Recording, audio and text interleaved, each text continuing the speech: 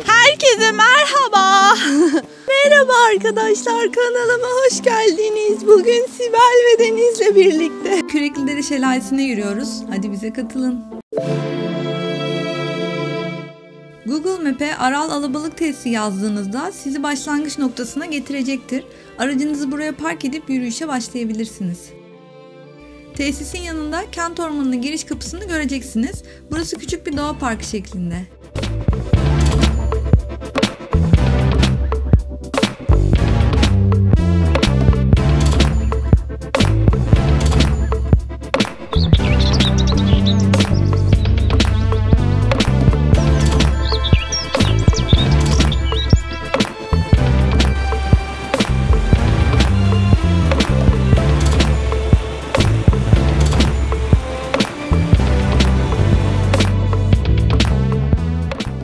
Yukarıya doğru ilerledikçe soldan karşıya geçebileceğiniz bir asma köprü bulunmakta.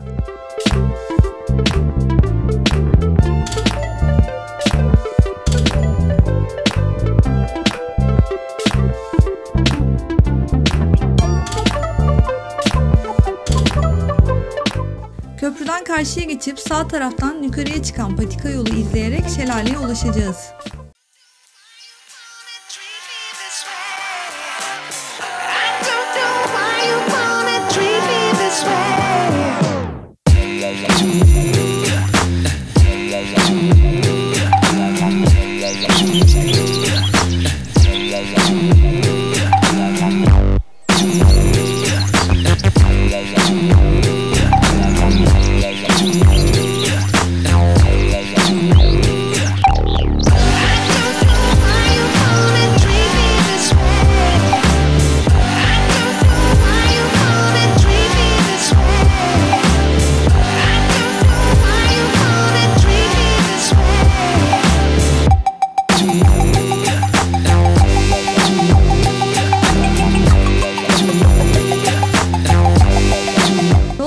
Çeşitli manzaraları sahip piknik masaları bulunmakta.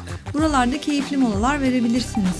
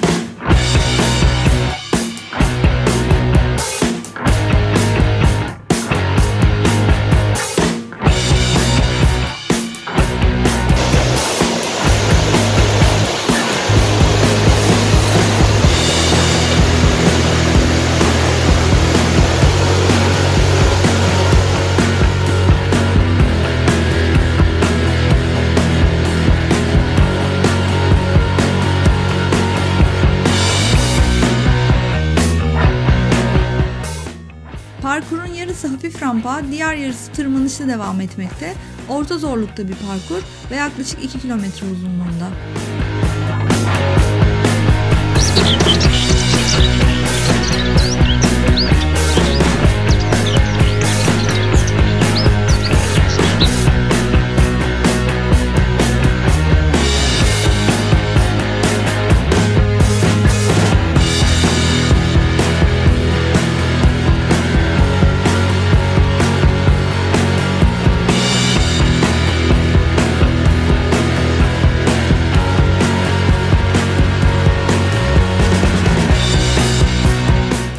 Şelaleye ulaştığınızda sizi seyir terasları karşılıyor. Buradan eşsiz manzarayı izlemek mümkün.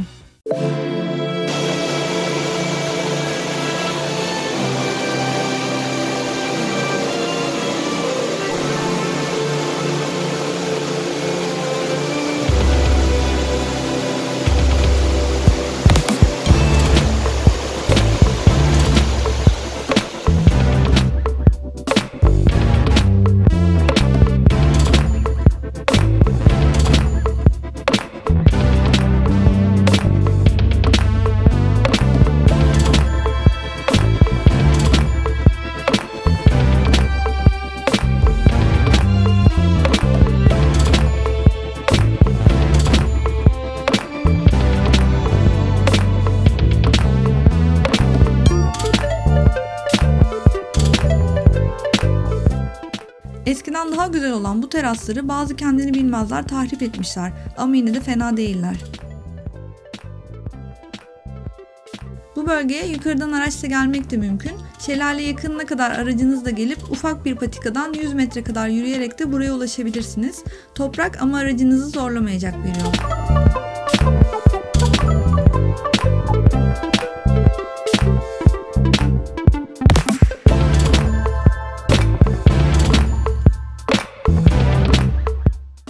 Biz bugünkü gezimizden oldukça keyif aldık. İlk fırsatta burayı görmenizi tavsiye ederim. Videoyu beğenmeyi ve kanalıma abone olup destek olmayı unutmayın. Başka videolarda görüşmek üzere. Hoşça kalın.